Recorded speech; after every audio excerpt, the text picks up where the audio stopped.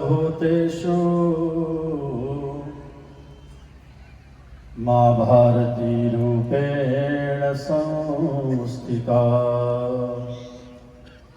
नमस्तस्यै नमस्तस्यै नमस्तस्यै नमो नमः। सियावर रामचंद्र भगवान की, भारत माता की, वंदे वंदे।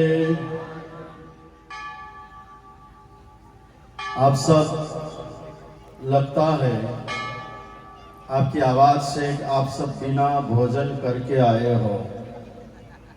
आप भोजन करके आए हो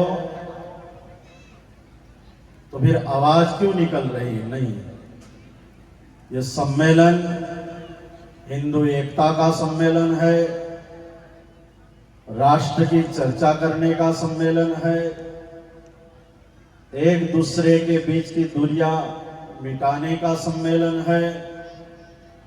यहां से एकता की भावना लेकर हम जाएंगे, इसके लिए यह सम्मेलन है। दूर सुदूर से मंचासीन वक्ताश्री, अतिथि मेहमान आए हैं। उनकी उपस्थिति में जयकारा किया तो आवाज न निकले, तो मुझे लगा कि 2-3 दिन का उपवास करके आप बैठे हो। भारत माता की, भारत माता की, भारत माता की। जागते रहना, अभी 2 घंटे तक कार्यक्रम रहेगा। मंचासीन यहाँ दूर सुदूर से आए, सबका नाम लूंगा तो लिस्ट लंबा होगा, वैसे भी समय बहुत हो चुका है। मंचासीन सभी अतिथियों को नमन करते हुए कष्टभंजन सेवा समिति के द्वारा जो भी यहाँ आए हैं सभी का हार्दिक स्वागत करते हुए, पंडाल में दूर सुदूर से सभी समाज के सभी ज्ञाति बंधुओं को इकट्ठे हुए सभी भक्तों को भाव से जय स्वामीनारायण। सबसे पहले आज जो ये कार्यक्रम का आयोजन किया गया है, विराट हिंदू सम्मेलन, इसकी आवश्यकता क्यों पड़ी?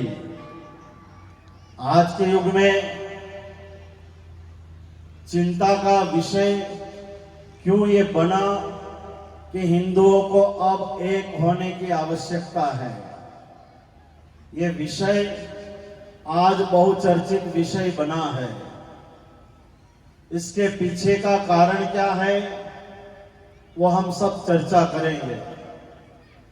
सबसे पहले मैं शुरुआत करूं, इस ब्रह्मांड की रचना भगवान नारायण, उन्होंने शक्ति ब्रह्मा जी को दी और ब्रह्मा जी ने माया का आधार लेकर के इस संसार की सृष्टि विस्तार की रचना ब्रह्मा जी ने की। सबसे पहले मनु और शत्रुपा को जन्म दिया। स्त्री और पुरुष ये युगल जोड़ी सबसे पहले ब्रह्मा जी ने बनाई। नाम मनु था, पत्नी का नाम शत्रुपा था, और मनु से और शत्रुपा से उत्पन्न जो हुए वो सब क्या कहलाए? हम सब मानव कहलाए। क्या कहलाए? बोलते जाना जरा। मनु और शत्रुपा की संतानें जो भी हुई, हम सब मनु से उत्पन्न हुए, हम सब मानव कहलाए। आगे बढ़ता बढ़ता समुदाय बढ़ता गया। समुदाय बढ़ते वर्ण व्यवस्थाएं की गई। एक व्यवस्था के लिए ब्राह्मण, क्षत्रिय, वैश्य और शूद्र, ये 4 वर्ण की व्यवस्था की गई। वो इसलिए कि कार्य व्यवस्थित चलता रहे, व्यवस्था सुचारू रूप से बनी रहे, इसके लिए हमारे ऋषि मुनियों ने हमें 4 वर्ण में विभाजित करके अलग अलग काम बांटा गया, अलग अलग कामों को देखने को कहा गया। एक व्यवस्था का वो हिस्सा था, व्यवस्था का वो एक भाग था। लेकिन जैसे जैसे समय आगे बढ़ता गया, ये समस्या तब नहीं हुई।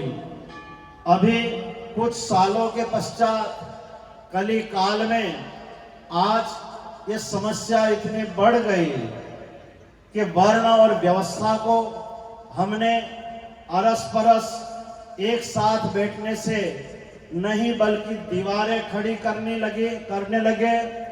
आप अलग हो, हम अलग हैं, ब्राह्मण अलग, क्षत्रिय अलग, वैश्य अलग, शूद्र अलग, सभी के बीच में दीवारें खड़ी होने लगी। तब तक तो अभी भी कोई नुकसानियां नहीं थी, लेकिन चारों वर्णों के लिए सामान्य धर्म और विशेष धर्म जो बताए थे, चारों वर्ण में धर्म पालन जो होना था, धर्म की आचरण की एक व्यवस्थाएं की गई थी। जैसे जैसे समय आगे बढ़ता गया, संसार के वस्तु पदार्थ से, पैसों से, भोगों से हम संपन्न बनते गए, वैसे वैसे धर्म आचरण में हमारी शिथिलता आती गई, आलस बढ़ती गई। जिसके मन में जो आए उन्होंने वो खाना शुरू किया, वो पीना शुरू कर दिया, मन में आए उसके साथ शादियां शुरू कर दी, अन्य धर्म के समुदाय के साथ जुड़ने लगे। कई लोग ऐसे हैं जो धर्म परिवर्तन करके हिंदू उनके जो धर्म थे, आचरण थे, उसे छोड़ करके अन्य धर्म में जाने लगे। मित्रों, सबसे पहले हम मानव हैं, लेकिन मानव के संस्कार है। हिंदू सनातन संस्कृति में जिसने भी जन्म लिया, जन्म से कोई हिंदू नहीं बन जाता। जन्म लेने के पश्चात जिसके ऊपर 16 संस्कार होते हैं, 16 संस्कार जिसके ऊपर होते हैं, वो हिंदू कहा जाता है। जैसे गर्भाधान, पुंसवन, सीमंत, जातकर्म, षष्ठी, नामकरण, निष्क्रमण, अन्नप्राशन, कर्णवेद, नासिकावेद, मुंडन, विद्यारंभ, समावर्त संस्कार, विवाह संस्कार और मृत्यु संस्कार। ये 16 संस्कार जिसके जीवन में होते थे वो हिंदू कहलाते थे। लेकिन आज समस्या वहां आकर खड़ी है कि संस्कार हुए हो तो भी हिंदू है, और जिसके जीवन में संस्कार ना हुए वो भी हिंदू है। मतलब हिंदू के घर में जन्म ले लिया, अब हिंदू बन गए। जिसके मत्थे पे टीका था, टीका निकल गया। चोटी रखते थे, चोटी भी चली गई। मंदिर में 2 टाइम जाने की बात थी, वो भी छूटने लगा। बीड़ी, तंबाकू, गुटखा, व्यसन करने का मना किया था, वो भी हमने शुरू कर दिया। हमारे घर में धूप, दीप, नैवेद्य, पूजा पाठ होनी चाहिए थी, वो भी धीरे धीरे बंद होकर के सुबह शाम घर आए, टाइम है तो टीवी के सामने बैठने लगे। रामायण पढ़नी बंद हो गई, गीता का पाठ होना बंद हो गया। धीरे धीरे करके आज पूर्वीय और पाश्चात्य देशों का अनुकरण हम करने लगे। आज घर बड़े हुए, घर में सुविधाएं बढ़ी, घर में गैस के चूल्हे आए, बाथरूम टॉयलेट की व्यवस्था हो गई, घर में बाइक, 4 व्हील गाड़ियां आ गई, फर्श लग गए, एयर कंडीशन लग गया। लेकिन आज घर में अशांति है, आज घर में लड़ाइयां हैं, आज समाज आपस में लड़ रहा है। आज हम एक दूसरे के सामने आंखें निकालकर लड़ाई का अलावा कुछ कर नहीं रहे हैं। इसका मतलब ये है कि जो परंपरा, रीति, नीति और हमें एक पद्धति बताई थी, उस पद्धति को हम छोड़ करके जीवन में मनमानी करने लगे, धर्म के आचरण, धर्म का आचरण था, उस आचरण को हम साइड करने लगे। आज परिणाम ये आया है कि आज एक चिंता का विषय बना है कि राष्ट्र का आज हिंदू सोया हुआ है, हिंदू नहीं जगेगा, हिंदू एक नहीं होगा तो फिर आगे का समय पछतावा कराएगा। आगे हिंदू एक तो सहन कर सके हैं, जो आतताइयों ने हम पर आक्रमण किया था वो इसीलिए वो सफल हो पाए थे। यहाँ आकर के हमको भ्रष्ट करके, हमारे बीच वैर वैमनस्य करके, अरस परस भीतर भीतर लड़ाते रहे और उन लोगों ने यहाँ आकर के मंदिर भी तोड़े, हमारे खजाने भी लूटे, भगवान की मूर्तियों को भी तोड़ा गया, हमारी संस्कृति को नष्ट करने का प्रयास किया गया। भक्तों, यहाँ जो भी आकर के बैठे हैं उनसे एक मेरा सवाल है, सब साथ में मिलकर जवाब देना। क्या आपको मैं पूछ सकता हूं? पूछूं मैं आपको? इसमें से कौन हिंदू नहीं है? इसमें से कौन हिंदू नहीं है? हम सब हिंदू हैं। आप सब हिंदू हो? हाथ उठा करके कहो हम सब हिंदू हैं। तो हम सब हिंदू हैं तो फिर अरस परस साथ में बैठने की शर्म किस बात की है? हमें एक दूसरे के झोपड़ी में जाने में हमें छूत अछूत वहां तक है कि हम उनके घर में नहीं जाएंगे, आंगन में नहीं जाएंगे, वहां उसका पानी भी नहीं लेंगे। अरे आपका आचरण अच्छा है, आप कुछ क्रियाएं अच्छी कर रहे हैं तो चलो दूसरों को सिखाएं, उनके साथ बैठ करके चर्चा करें। लेकिन किसी को इस प्रकार से दूरी बना करके उसे तिरस्कार मत करो। हमारे ही भाई बहन है, हमारे ही ज्ञातिजन है, हमारे संबंधी जन है, एक ही वैदिक परंपरा का सभी समाज है, तो किस बात से हम इतनी दूरियां बनाकर रहते हैं? जिस देश की इस प्रकार प्रजा बढ़ जाए, किस नाम पर?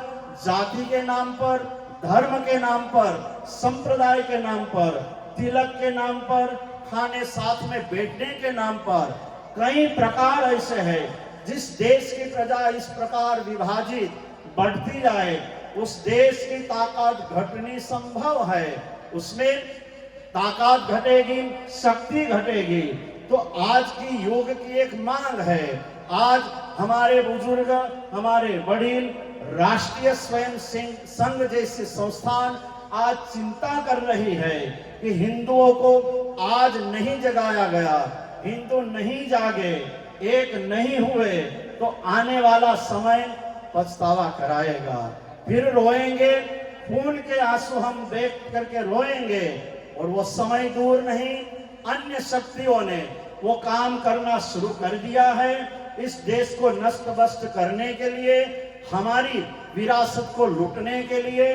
हिंदू काफिर है, इसको मारो, सारी तैयारियां वो कर रहे हैं। लेकिन मैं आप सबके पास आशा रखता हूं, सभी समाज के यहाँ बंधुजन आकर के बैठे हैं, सभी समाज के वरिष्ठ जन आज एक मंच पर इकट्ठे होकर के बैठे हैं। मैं आज अपेक्षा रखता हूं, आज आप संकल्प ले लो, हनुमान जी के सानिध्य में एक संकल्प यहाँ से लेकर के खड़े होना कि अब से हम सब एक हैं।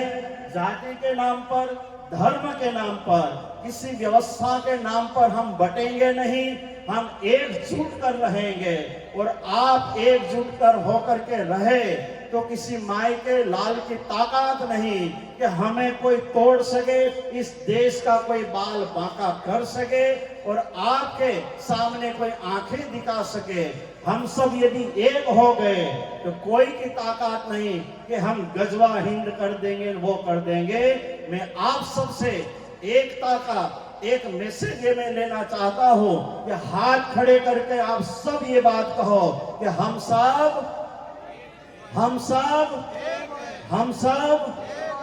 सब हिंदू एक है।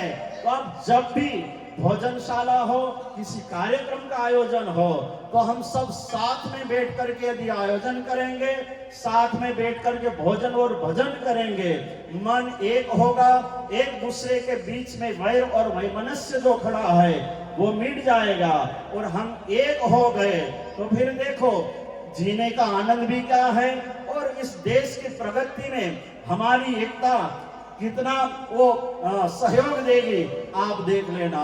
तो आप सबसे अपेक्षा मैं करता हूं, आज विराट हिंदू सम्मेलन का आयोजन यहाँ रखा गया है और इसके लिए राष्ट्रीय स्वयंसेवक के सभी कार्यकर्ताओं को माननीय हेडगेवर जी से लेकर के आज तक वो परंपरा में जो भी हुए जिन्होंने भी योगदान दिया और आज दे रहे हैं, एक बार सबको ताली बजा करके बहुत बहुत हम धन्यवाद दें कि जो चिंता साधुओं को करनी चाहिए, जो चिंता ब्राह्मणों को करनी चाहिए, शायद उसमें हम शिथिल हुए, उसमें हम आलसी बने और समय जब मांग थी उस समय हेडगेवर जी ने चिंता की कि ऐसी कोई संस्था हो, हिंदुओं के पास जाओ, हिंदुओं को सिखाओ, हिंदुओं को अपने जो भी हक और हिस्से है उसके लिए उसे जगाने की आवश्यकता है।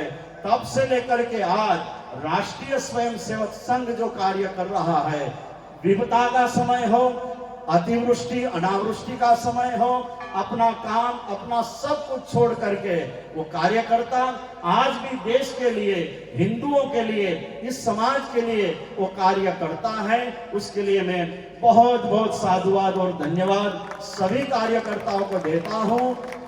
लेकिन आज मैं आप सबके सामने, आज मैंने यहां आकर के देखा, शायद यहां 7 या 8 गांव का ये सम्मेलन है। कितने गांव का है?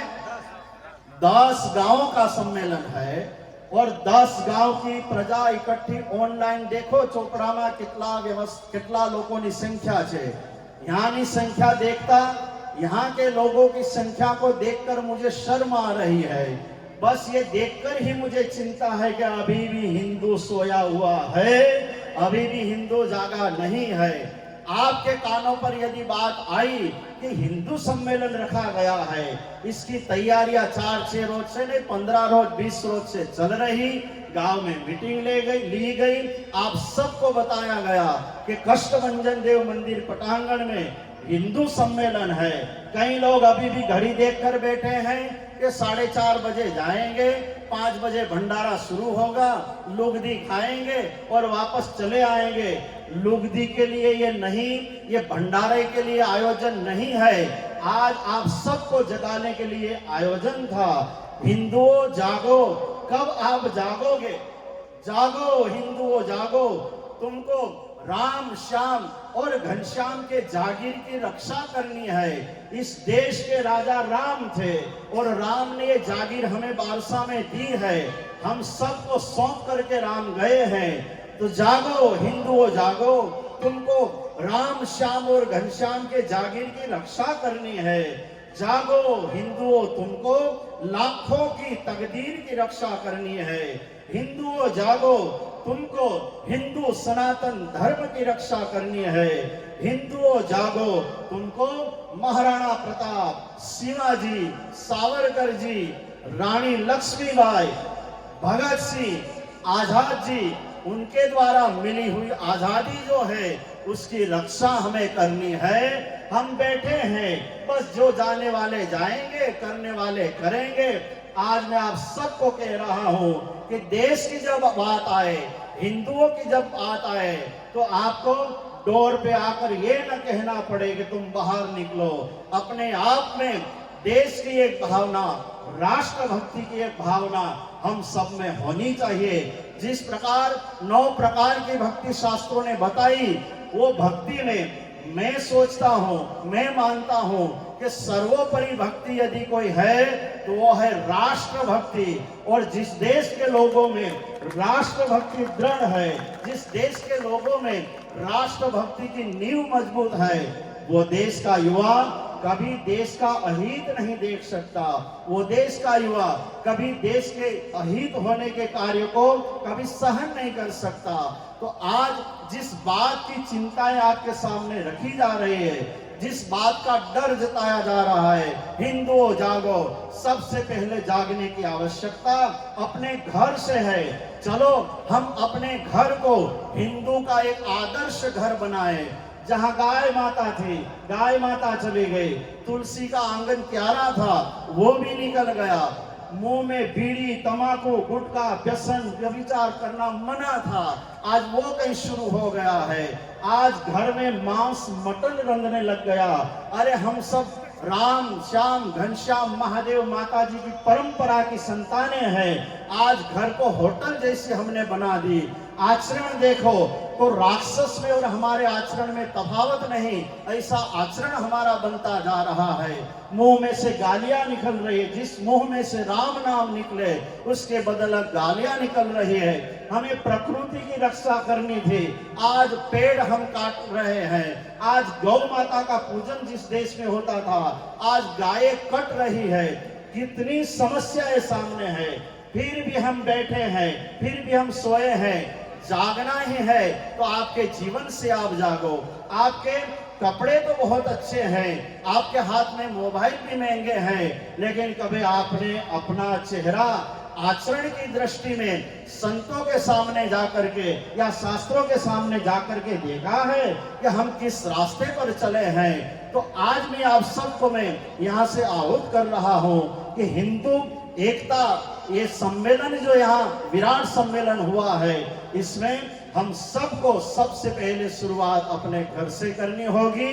जो हम में बुराइयां आज लग गई है, व्यसन लग गए, वहां से शुरुआत करेंगे तो आने वाले समय में हमारे विचार जो हमें एक दूसरे के बीच में दीवारें करके बैठे हैं, ये तो इस जाति से है, मैं तो इस जाति से हूँ, ये तो इस समाज से, तो हम तो इस समाज से हैं। अब वो युग गया। मैं वैदिक परंपरा की बातों का खंडन नहीं करना चाहता, लेकिन आज के लोगों ने जिस बात को एक दीवार करके एक दूसरे के बीच में दूरी बनाकर रखी, और आज भी कई लोग ऐसे हैं कि इस दीवार को गिराना नहीं चाहते।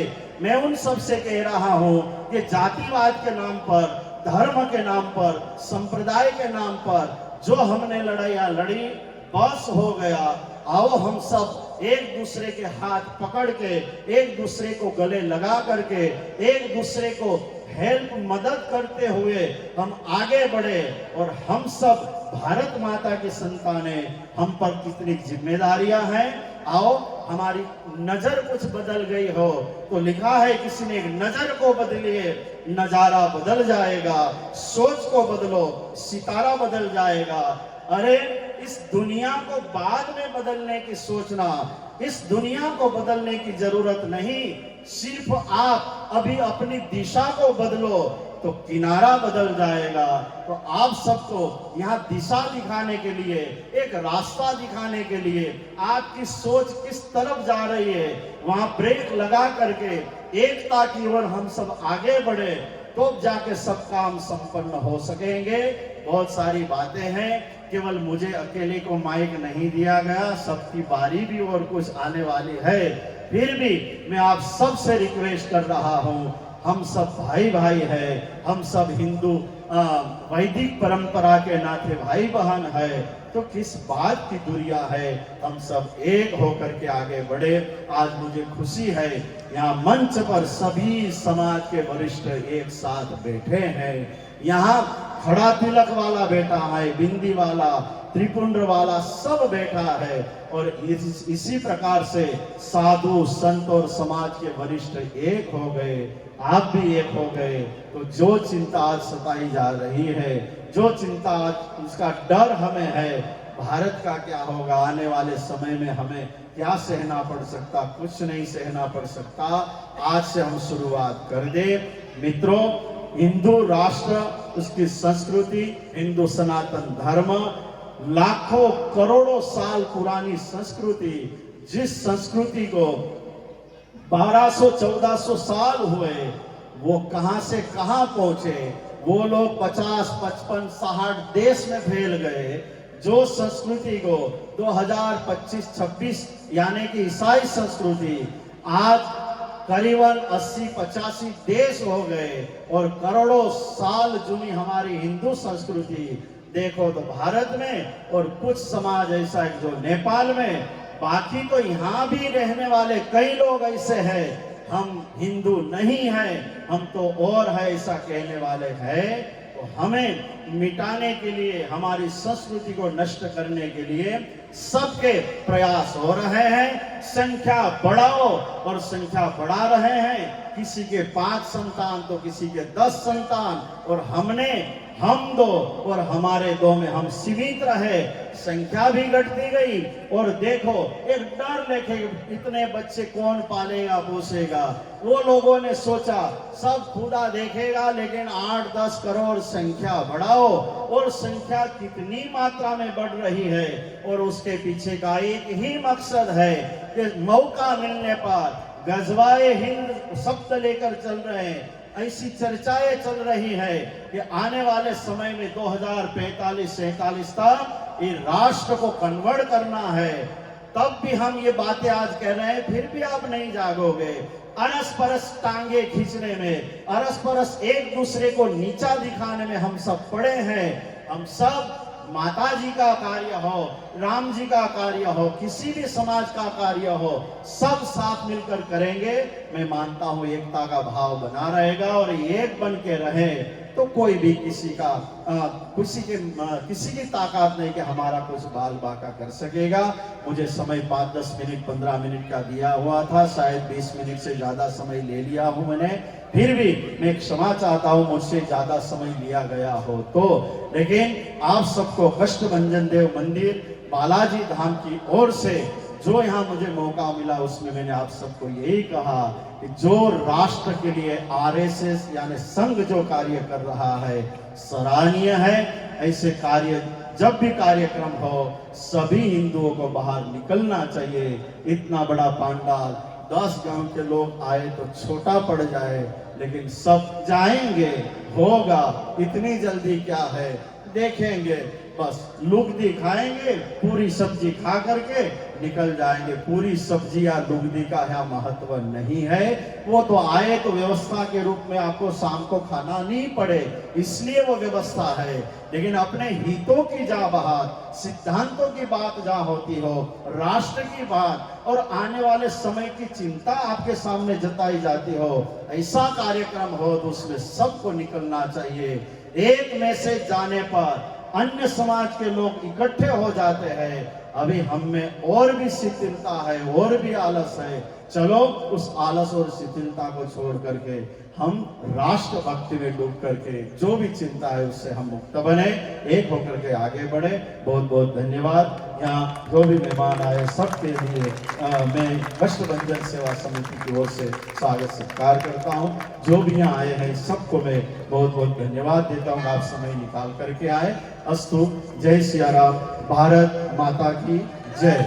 बहुत बहुत धन्यवाद स्वामी जी। आप